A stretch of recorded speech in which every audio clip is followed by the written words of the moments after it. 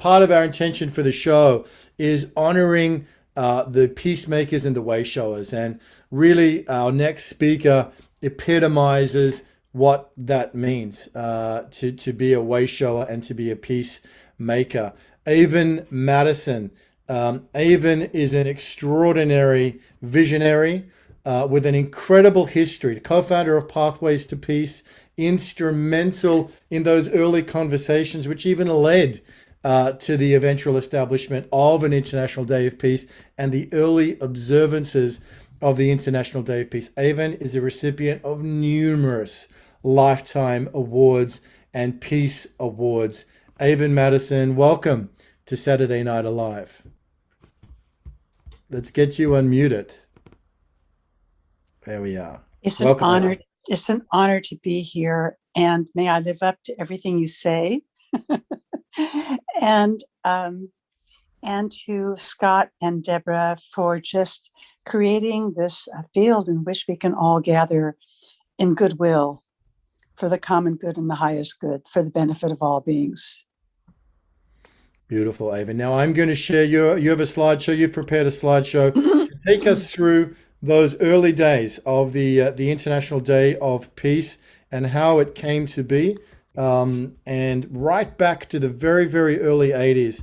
I've been learning so much and getting an education from Avon about this incredibly important piece of history for anybody in the peace movement, in any part of the peace movement globally.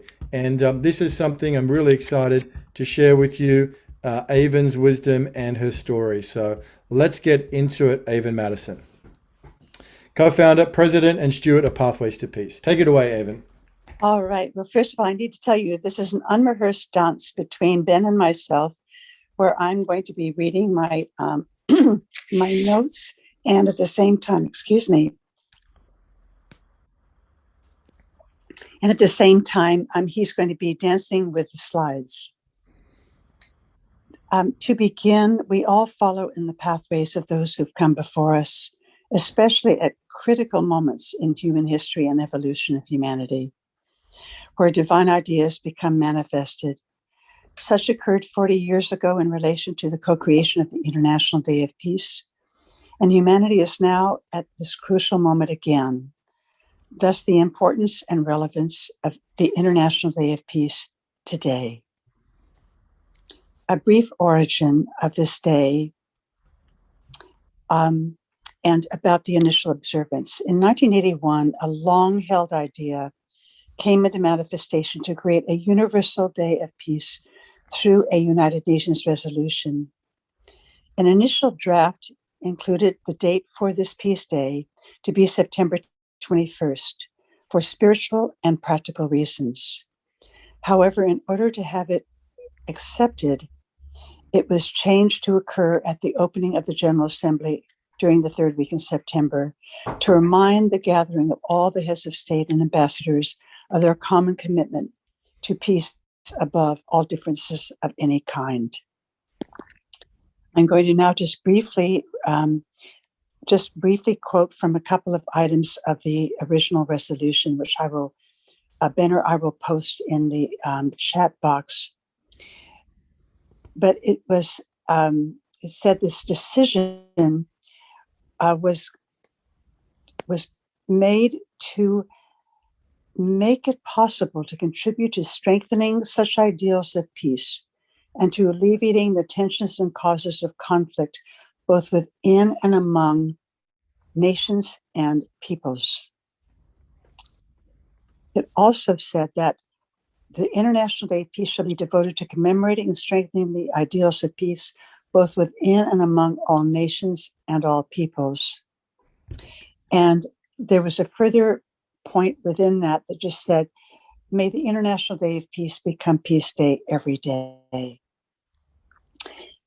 Just a side note of how important this was. In 1981, what is so extraordinary about this UN resolution was that it occurred during a crisis of a very, very divided world.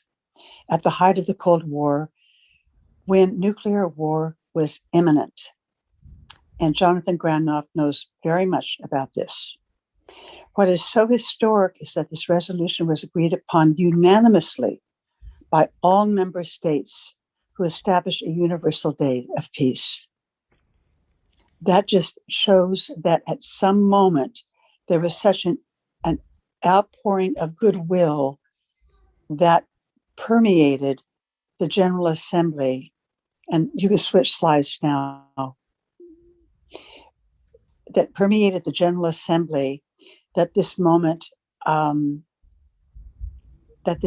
occurred, that in 40 years ago, that has become even more significant as we are now in a multi-crisis intersection within humanity. The first observance of the International Day of Peace, we found out that absolutely nothing was happening at the United Nations or anywhere else in the world, except the traditional minute of silence that opened the General Assembly. So Pathways to Peace initiated the Peace Wave, the minute of silence, moment of peace at noon in every time zone, as a unitive act of peace, not only for the International Day of Peace, but for every day. And after that, and that also began a focus point where people could take part in the International Day of Peace, either during that particular day or during Peace Weekend, Peace Week, and it eventually all evolved into Peace Month, which was September. The first celebration of the International Day of Peace occurred in San Francisco, the birthplace of the United Nations, where the charter was signed. And it was joined by people in over 70 countries. And this became historic because it was focused on not only, this was before internet ever existed, so this was all spread by word of mouth, by letters, and by faxes, essentially. And it was intergenerational, intercultural. And what was so extraordinary also was that at the noontime Peace Wave, it was the first time that a minute of silence was ever broadcast on television and called the Sounds of Silence throughout the world. Beginning in 1984, Pathways to Peace began summarizing the reports of all the activities that were occurring during the International Day of Peace, including all those during Peace Weekend and Peace Week, etc., to the Office of the Secretary General. And I think you have a slide that shows that, Ben. And this was at the request of the Office of the Secretary General, and Pathways to Peace did that for the next 24 years.